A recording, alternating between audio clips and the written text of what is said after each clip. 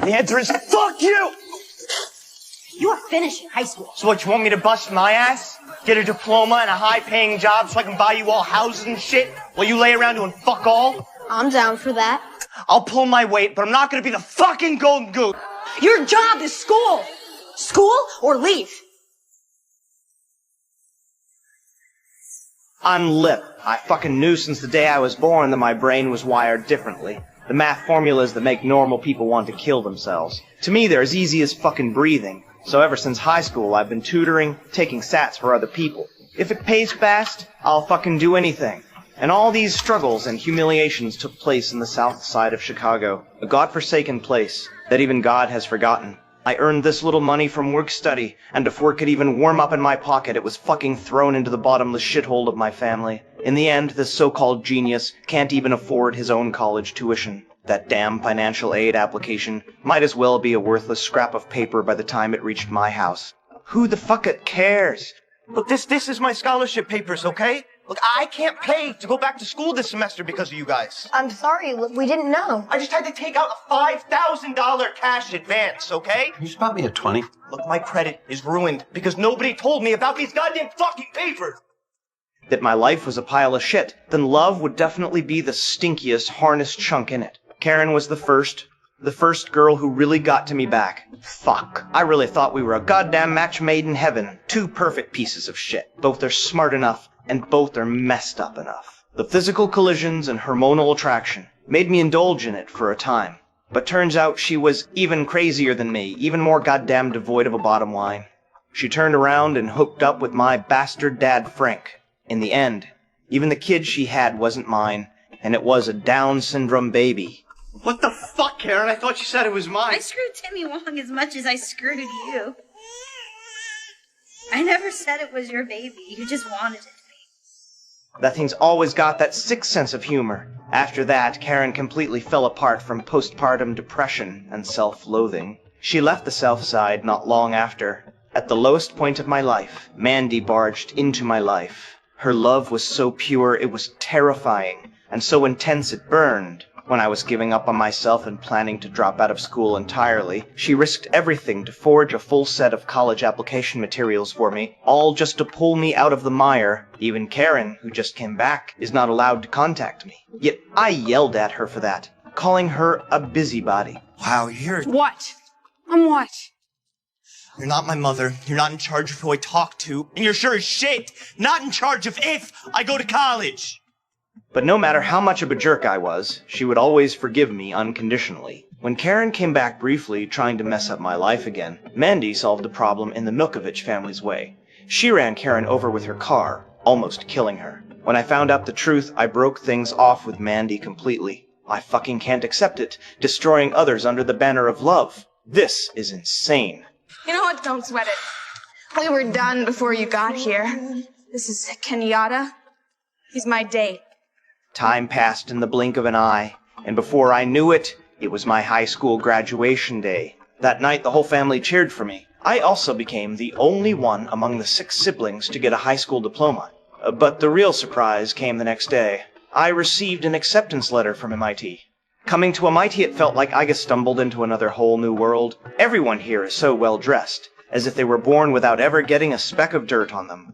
But what about me, as long as I take a breath? All the messed up mess from the Gallagher household yanks me right back to reality. Fino was at home getting high on drugs. Liam almost died from accidentally ingesting that stuff. Now Fiona being prosecuted. And there in a good chance she'd end up behind bars for years. This damn family. Now it's all falling on my shoulders. All of this is like a rope, coiling tighter and tighter around my neck until I can breathe.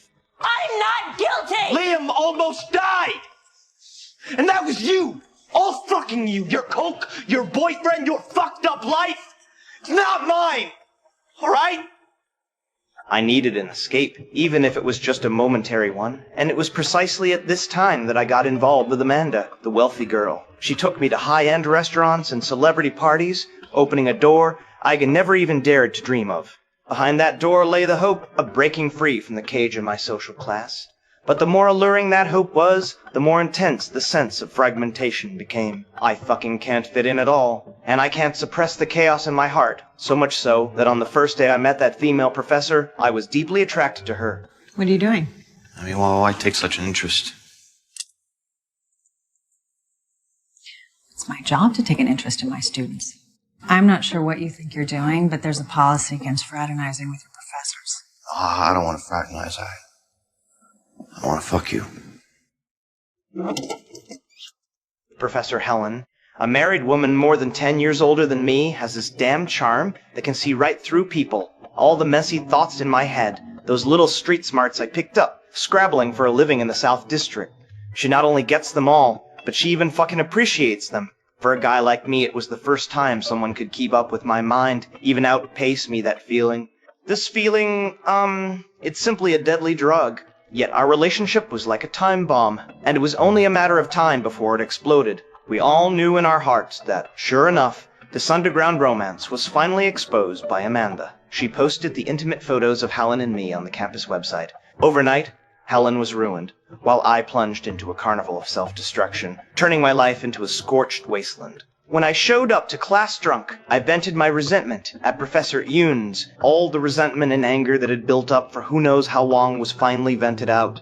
You need to stop talking now. You're doing damage to yourself. You don't give a shit about me. You don't give a shit about me because you don't have to. Right? You're just sitting pretty in your ivory tower and I'm a fucking insect crawling on the wall until you squash things, right?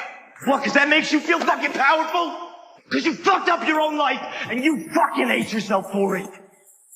And that was your ticket out of the gutter, pal. And you just blew it. You're officially fucking fired. Fuck you! Fuck you! Fuck you! Fuck. Then, in a fit of rage to get back at that old man, I smashed his car on a whim and ended up getting arrested. But that old fellow Professor Yoons actually didn't give up on a bastard like me. He went around trying every means and finally managed to bail me out during the darkest. He even took me to one of those Alcoholics Anonymous meetings he always goes to. I'll be right here to pick you up in 30 days. I can't pay for this. Yeah. You?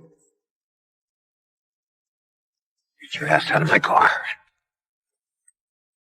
During the darkest, most fucking lost time of my life, Professor Younes was like a beacon, illuminating the path ahead of me. He was a true mentor, a fatherly figure. The process of quitting drinking is painful and lengthy. I've wanted to give up countless times, lingering on the verge of collapse again and again, but I managed to pull through, be self, and for those who didn't completely write me off as garbage. That old guy, Eunice in particular, I owe him a debt. I tried to fucking start over, but because of my arrogance, I completely screwed up the internship opportunity Professor Yoons gave me. Ended up taking a job fixing motorcycles. Though he's just a mechanic, his salary is less than what I earn as a gun for hire. But at least it was honest work. I thought my life would just be like that forever until Tammy showed up and tore all my stupid rules and pretenses to shreds. She was different from any girl I'd ever met. Not gentle, not considerate, sometimes so rude it could choke you. You're really not that much fun. And you fuck for shit. I don't fuck for shit. Oh yeah, no, you fuck for shit. Fuck you, I fuck for shit. You were all like, jab, jab, jab. Jab, jab, jab, jab, jab, jab. I didn't even want to ask you out to dinner, all right? Brad made me do it. I was just trying to be a nice guy. You know, I have a good life, Pukey. Yeah, see you later, Jabby. But she was more real than anyone I'd ever known. The first time we met, we used our bodies to prove to each other that we were still alive, doing whatever the hell we wanted, never thinking about tomorrow. Just like my asshole dad, Frank said. Live in the moment. So when Tammy told me she was pregnant, that and when I fucking realized, Dean, the moment comes, with bills to pay. And, just like that, a new little life crashed into my world. I named the kid Fred, partly in memory of Professor Ewens, who'd been gone for years. Once, due to my carelessness, I almost hurt Fred. At that moment, I was so scared that I nearly lost my wits. When I came to my senses, all I felt was lingering fear and regret. Everything okay in there? I almost dropped him. Don't worry if you do. They're made of jello the first few months. He'll be fine. You won't hurt him. Get some sleep, son. You look tired.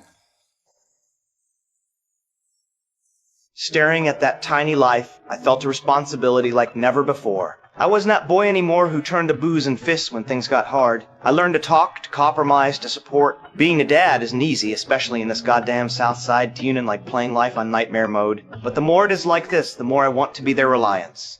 I must never repeat Frank's mistakes, nor let the surname Gallagher become a cage that traps me in the next generation. So even though there is so much reluctance in my heart, I still decide to sell this house, leave here, and it will give all of us a brand new start. I think I found somebody who might want to buy the house. He's only got 75 grand, so that means we get 15 each. You take my 15. We don't need it. We're doing fine. Thank you. But no thanks. So, should we sell? You decide. I'm good with whatever you want to do. Everybody's leaving me with the decisions today. It's because you're the closest thing to a dad we ever had. Love you, big brother. I love you too, asshole. I used to be a fool chasing phantoms, exhausting myself on a crowded yet lonely track. Now, I no longer fantasize about reaching the top in one leap, and have bid farewell to those illusory glories of fame and fortune. I've come to understand that true redemption does not lie in escape, but in acceptance. I'm trying to reconcile with the scarred self, to embrace this often messed up world, and to accept the past that can never be rewritten. I want to try building something anew on this rubble beamer. Even if it's insignificant, it's better than being utterly empty. The world is so big that it's easy to get lost. Yet home is so small, small enough to leave only responsibility and love. That's why being a good father and living each day well is the most important lesson of my life, and the only thing I want to accomplish right now.